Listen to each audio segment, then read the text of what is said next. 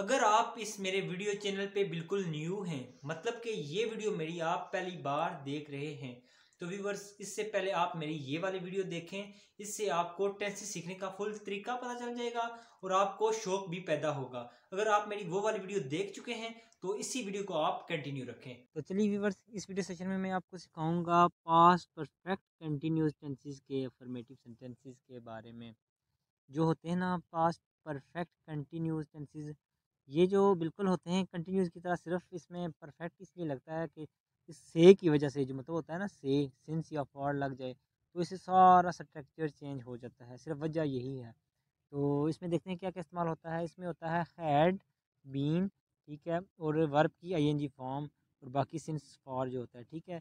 सिर्फ से की वजह से ये सारा स्ट्रक्चर चेंज हो जाता है। अगर ये से ना हो ना तो फिर समझ लें पास्ट कंटिन्यू टेंस ही है। से की वजह से ये पास्ट परफेक्ट कंटिन्यूस टेंस बन जाता है।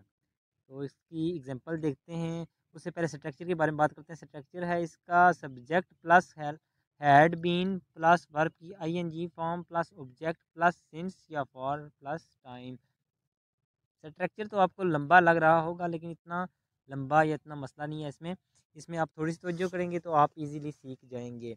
तो टाइम के बारे में बात करते हैं। इससे हमें टाइम के बारे में भी पता चलता है। टेंसेस में हमें टाइम के बारे में पता चलता है। जैसे देखें ना, मैं सुबह से पढ़ रहा था, मतलब टाइम बता रहा है कि मैं सुबह से पढ़ रहा था।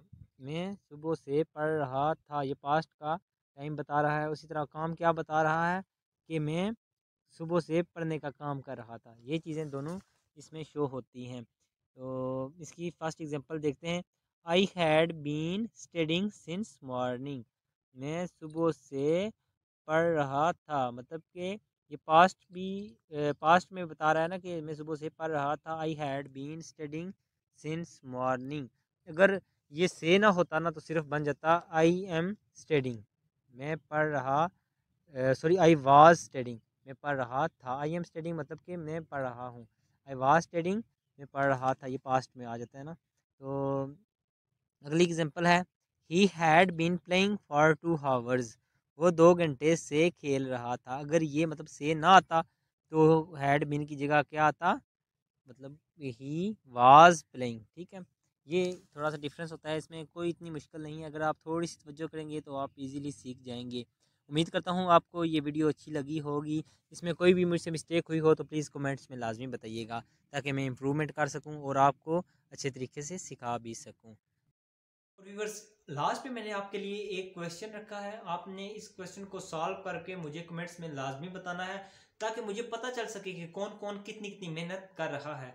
और बहुत ही आसान क्वेश्चन है, आपने इनको लाजमी सॉल्व करना है और कमेंट्स में लाजमी लिखना है। ये क्वेश्चन है, इस क्वेश्चन को पढ़ लें और मुझे कमेंट्स में लाजमी बताएं। Thank you viewers.